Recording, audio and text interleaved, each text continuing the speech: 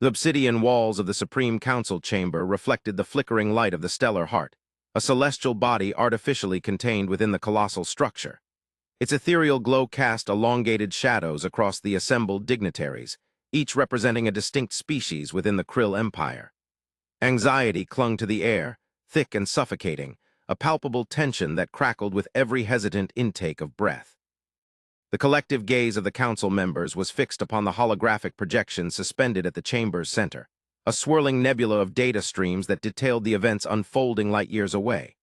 Within that digital maelstrom lay the crux of their present crisis, the sudden, catastrophic obliteration of the human colony on Xylos Prime, a planet that, until recently, had been the subject of Krill curiosity and secretly calculated exploitation.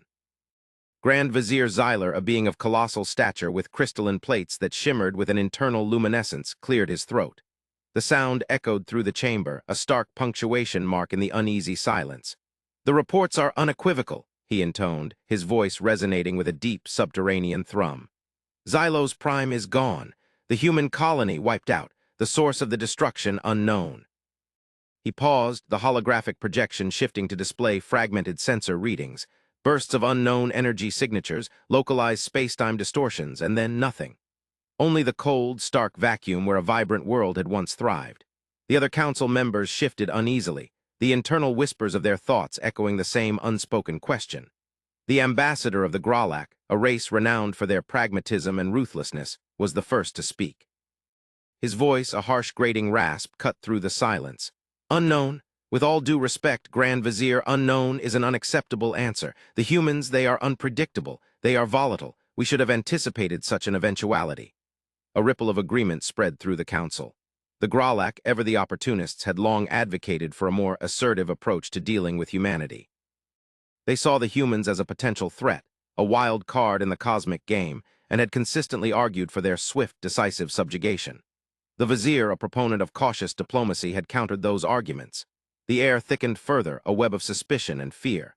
The humans were a species of paradoxes. They were technologically primitive, with only a rudimentary grasp of interstellar travel. And yet their ingenuity, their capacity for adaptation, their sheer, unyielding resilience. These qualities had always been a source of both fascination and profound unease for the Krill. They had observed the humans from afar, initially dismissing them as a minor species, a footnote in the grand galactic tapestry. But then, their trajectory had changed. They had begun to expand, to colonize, to explore. And the Krill, who had built their empire on the foundations of calculated expansion, realized that they could not ignore the potential consequences of such a swift rise. The ambassador of the Zidonian, a race known for their intellectual prowess and their mastery of biological sciences, responded with cool logic. "The Gralak's assessment, while perhaps lacking in nuance, is not entirely without merit. The humans possess a unique emotional spectrum. Their capacity for both empathy and brutality is disconcerting. Their reaction to this event could be severe." She paused, allowing her words to hang in the air. "We must ascertain the exact cause of this devastation. We must also determine the human response, and we must do so with extreme care." The Zidonian, while generally pragmatic, were not as eager for open conflict as the Gralak, favoring a more cautious, measured approach. The Vizier gestured toward the holographic projection, which now displayed the known human colonies. "We have attempted to establish contact. Our initial attempts have yielded nothing." He frowned. "Their communication systems are primitive, yet their data security protocols are surprisingly advanced. Any attempts to penetrate their networks have been met with inexplicable countermeasures." He turned his gaze toward the ambassador of the Krill, a being of pure energy contained within a shimmering construct of solidified light. "Ambassador, what is your assessment of the current situation?" The Krill ambassador, their form fluctuating with the intensity of their thoughts, responded with a voice that echoed with cosmic resonance. "The humans, they are a mirror. They reflect both the best and the worst aspects of all species. They are capable of great compassion, of extraordinary feats of creativity, but they are also capable of unimaginable acts of violence. Their reaction to the destruction of their colony will be dictated by their own internal conflicts. Their desire for retribution or their capacity for forgiveness. We cannot predict their actions with certainty." The tension in the chamber reached a fever pitch. Fear, a primal emotion, clawed at the edges of their structured composure. The Krill, a species that prided itself on logic and control, found themselves facing an unknown variable, a threat they could not fully understand and even less control over. The humans, whose potential for both good and evil was a chilling mystery, were the very embodiment of that threat. The destruction of Xylos Prime hung over them, a stark reminder of their vulnerability. The Vizier, attempting to reassert control, declared, "We must prepare for all contingencies. We will increase surveillance of all known human colonies. We will enhance our defensive capabilities. We will await their response." He knew with a sinking feeling that mere preparation was not enough. They had underestimated the humans. They had failed to see the depth of their resolve. Now they were on the precipice of an unknown war. The weight of the Empire, and perhaps the future of the galaxy, rested on their next decision, one that would be written in the annals of history in either blood or peace. Days bled into weeks, each marked by escalating tension and the constant scrutiny of human activity. The Krill fleet, augmented with reinforcements from across the Empire, patrolled the space surrounding human colonies, a silent, watchful presence. Sensor arrays strained to pick up any sign of impending aggression. Diplomatic channels, usually choked with protocol and prevarication, remained silent. The holographic projection in the Supreme Council chamber displayed a constant stream of data, a meticulous record of human actions. The humans continued their daily routines, seemingly oblivious to the cataclysmic event that had befallen their brethren. But the Krill knew better. They knew that behind that facade of normalcy, something vast, something terrible was brewing. The Gralak ambassador, his voice dripping with barely concealed glee, once again pressed his advantage. "The humans are nothing more than a powder keg waiting to explode. Their response will be one of unbridled rage. We must strike now before they can unleash their vengeance upon us." His words fueled the already simmering anxieties. "Their primitive technology is no match for our superiority. We can crush them before they can even realize what's happening." The Zidonian ambassador, however, remained cautious, her voice measured. "The Gralak's eagerness for war is predictable, but not necessarily wise. We have observed the human capacity for innovation. We have noted their ability to adapt and overcome. A preemptive strike could be disastrous." She paused, then added, "Moreover, the exact nature of the destruction on Xylos Prime remains unknown. To initiate an act of aggression before understanding the circumstances would be a grave error." The Vizier, weighed down by the Council's conflicting counsel and the looming uncertainty, ran a hand across his crystalline brow. "We must find a way to navigate this crisis without triggering a galaxy-wide war. Diplomacy has failed.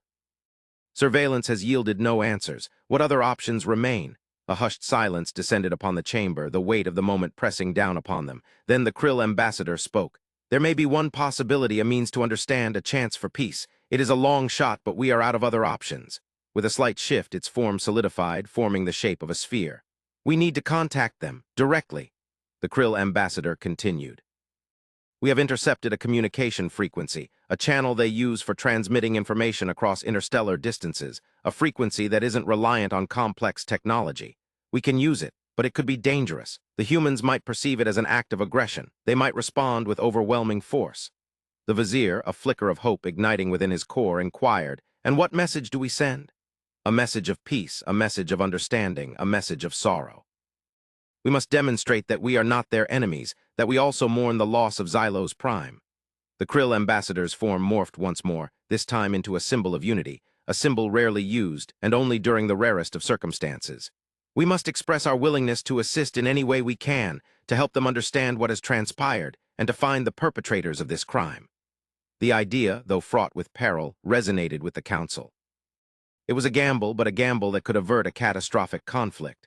After a lengthy, tense discussion, the Council reached a unanimous decision. They would attempt contact. The order was given. On a predetermined frequency, a message of peace, sorrow, and offers of aid was broadcast across the stars, towards the unknown, towards humanity. They waited, their fates hanging in the balance, for a response. Weeks later, the answer arrived. It did not come in the form of a retaliatory strike or a declaration of war. Instead, it arrived as a signal, a wave of energy that rippled across the cosmic void, carrying the echoes of a lost civilization. The signal was picked up by the Krill's most sensitive sensors, a series of precisely calibrated pulses that, when translated, formed a single haunting image. The image showed a single human ship, a vessel of unassuming size and design, seemingly alone in the vast expanse of space. And then the message, a simple but devastating statement: "We are coming." The declaration triggered a collective gasp in the Council chamber. The Gralak ambassador, his eyes gleaming with malicious intent, declared, "They are coming, as I have foretold. We must mobilize the fleet, obliterate them before they reach us." The Zidonian ambassador, however, remained stoic, her gaze focused on the holographic projection which displayed the trajectory of the approaching human vessel. "Patience, Gralak. Let us observe, let us understand. We know nothing of their intentions nor their capabilities. Premature action will only ensure our downfall." The vizier, struggling to maintain order amidst the rising chaos, raised his hand. "Silence! We will follow protocol. We will maintain our surveillance. We will prepare for any eventuality, but we will not engage in preemptive aggression." He turned toward the Krill ambassador. "What are your projections? What can we expect?" The Krill ambassador, its form shifting with a complex series of calculations, replied, "Their vessel is traveling at an impossible velocity, one that defies known physics. They are approaching our system at an alarming speed. Their energy signatures are unconventional. It is impossible to determine their true intentions." As the human vessel continued its relentless advance, the Krill scrambled to decipher the vessel's capabilities and intentions. Their sensors picked up new data that challenged every assumption they had made about humanity. The ship, which the Krill quickly identified as a warship, was of a size they could not imagine, a warship of 20 kilometers long, a behemoth, a metal mountain. The ship was cloaked in a new type of shielding technology, something far more advanced than anything that they had encountered. They detected weaponry, but it was unlike anything they had ever witnessed, weapons that could rip through the fabric of space itself. The Gralak, their fury reaching a breaking point, demanded that the fleet be mobilized. "We must destroy them before they are close enough to act. The human warship is an act of war. This is not negotiation. This is not diplomacy. This is annihilation. Let us obliterate it." The council chamber was now filled with chaos and panic. But the Zidonian ambassador once again held steady. "We do not know the intent of this ship. We do not know what actions they might take, what weapons it carries, what technology they possess. We would be fools to engage without understanding what we are dealing with. We need to be patient. We need to be calculating." The Zidonian ambassador was right to be skeptical, to be cautious. But even with all of her wisdom, she could not have predicted what would come next. The tension reached a breaking point as the human warship approached the Krill system. Then the vessel did something unexpected. It stopped. It halted its headlong rush towards the Krill heartworld and instead positioned itself in a geosynchronous orbit around the planet where the Krill held their primary space station, the heart of the Krill Empire. The move was a clear show of force, a bold assertion of dominance. Then the humans began to communicate. And what they transmitted was utterly unexpected, a message that would rewrite the very definition of conflict. The message was not a threat, nor was it a declaration of war. Instead, the signal was an invitation. The human warship requested a formal meeting, a summit to discuss the events that had transpired on Xylos Prime. The Krill, stunned by the audacity of the request, convened the Supreme Council for an emergency session. The holographic projection displayed the human warship, a silent sentinel in the sky. The Gralak ambassador, his face contorted in rage, spewed, "They dare to demand a meeting. After they've annihilated Xylos Prime, they are now proposing to negotiate, to speak of diplomacy. This is an insult. They must be eradicated." He proposed mobilizing the fleet and vaporizing the ship, an action that would forever end any attempt at peaceful negotiations. The Zidonian ambassador, however, took a different stance. "We have no choice but to accept. The humans, despite their limited technological capabilities, have demonstrated an extraordinary capacity for both strategic thinking and tactical execution. We must understand their intentions, their capabilities.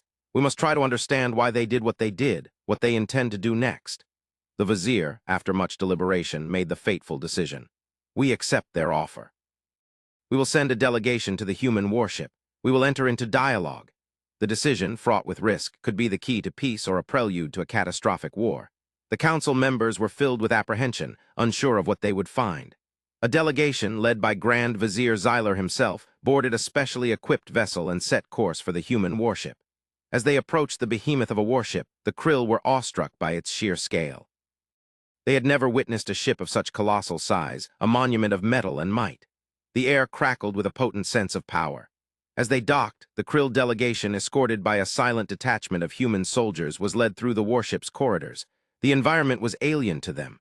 The architecture was minimalist, functional, but still intimidating. The lighting was subtle, the air clean, devoid of any scent or odor. They passed through a series of checkpoints, each manned by human soldiers, all wearing uniforms of a neutral gray and armed with weapons that seemed deceptively simple yet undeniably lethal. Finally, they reached the meeting chamber, a vast, circular space dominated by a long, polished table. At the far end, seated in a chair that seemed to emanate an aura of silent command, was a human. The human, a woman with steely gray eyes and a face etched with the lines of experience, was of average height, with a frame that was deceptively athletic. She wore a uniform similar to the soldiers', its understated design only serving to amplify the aura of authority that she radiated. She gestured towards the seats at the table. "Welcome," she said, her voice clear, calm, and utterly devoid of emotion. "I am Admiral Alyssa Vance. We are here to discuss the destruction of Xylos Prime." The Krill delegation, after taking their seats, were taken aback by the casual nature of the Admiral's greeting. The Gralek ambassador, however, still could not keep back his bitterness. "Your response to the loss of your colony was disproportionate. You could have saved countless lives if you had not responded with such overwhelming force." Admiral Vance responded. "The loss of Xylos Prime was a tragedy. We mourn the loss of our people, and we will find the ones who were responsible. The destruction of Xylos Prime was an act of genocide, an act of war. You have no reason to be surprised by our response." She then paused, her gaze sweeping over the delegation. "But the Krill are not our enemy."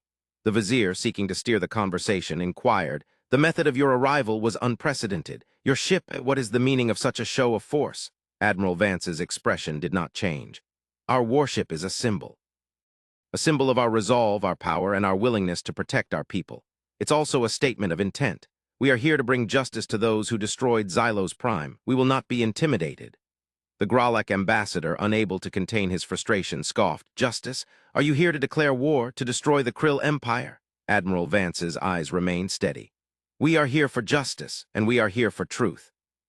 We are here to determine who is responsible for the destruction of Xylos Prime.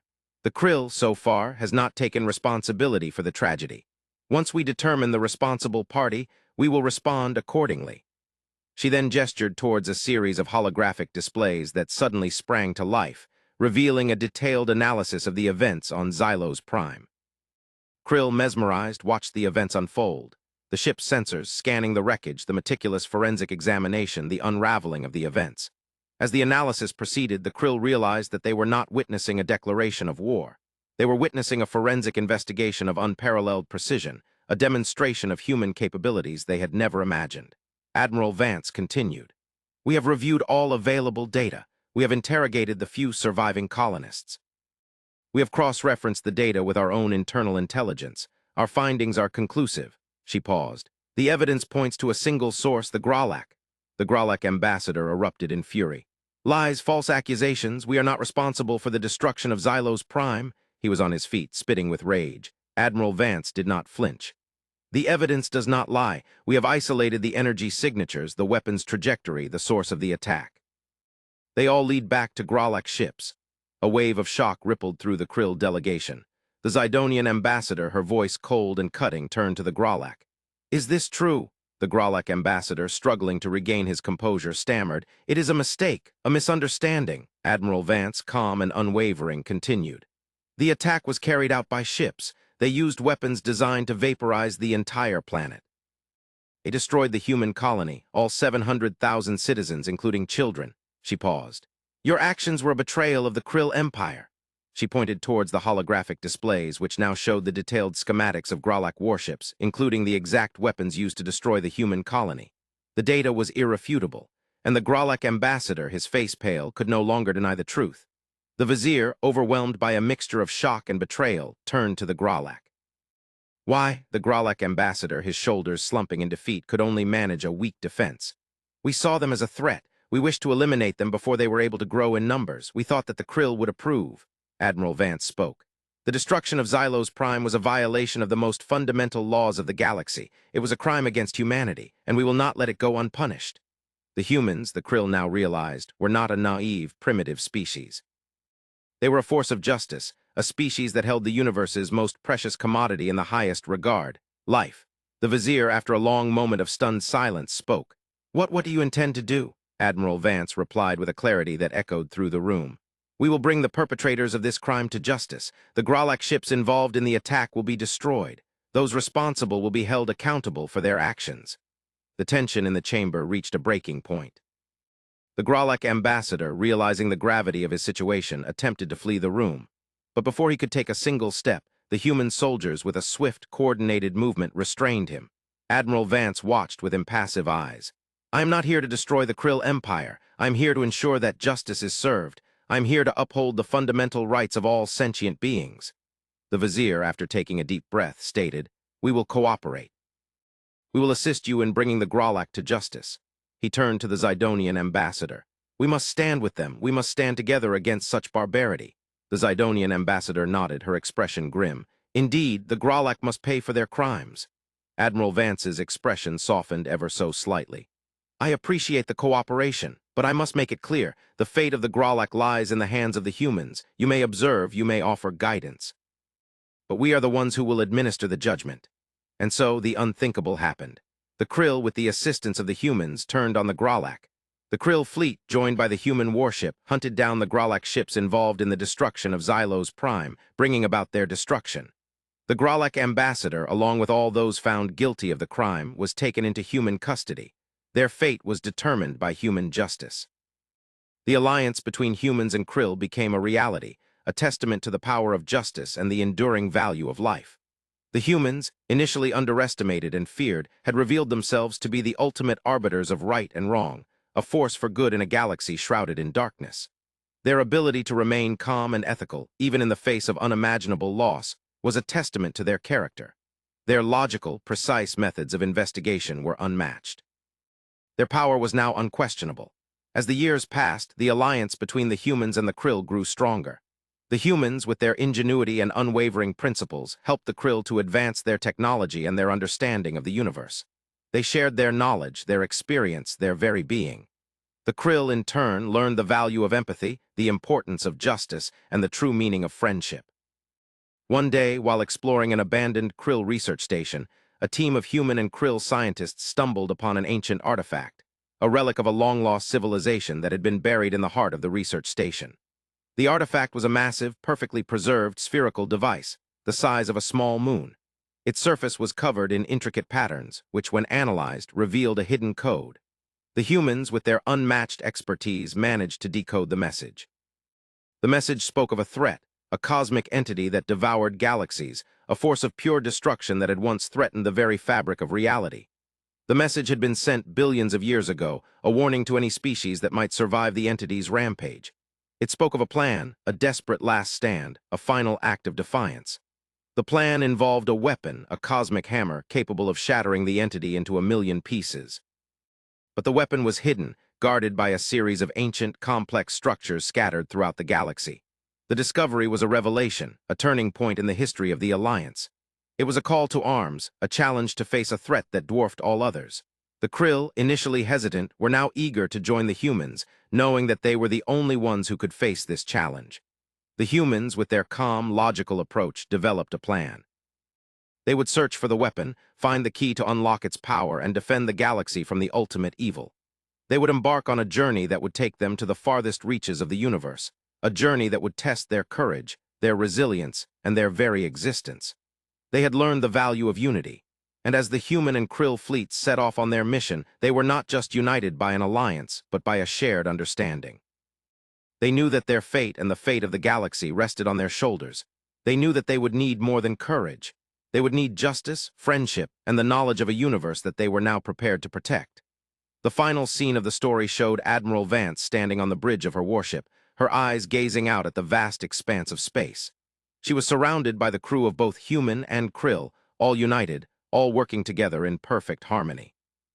The camera pans out, showing the human warship surrounded by Krill warships, all moving in perfect formation, their combined forces ready to confront whatever lay ahead. The final words were uttered by Admiral Vance. "We will face it together, and we will prevail."